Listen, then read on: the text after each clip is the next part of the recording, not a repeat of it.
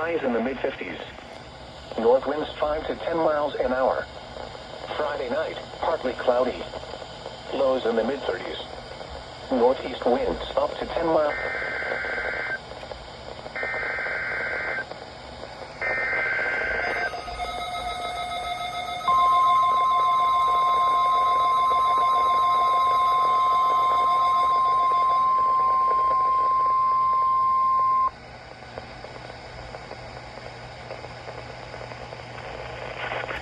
This is a test of the National Weather Service NOAA Weather Radio All Hazards Warning device in support of the tornado drill for Severe Weather Awareness Week in Wisconsin.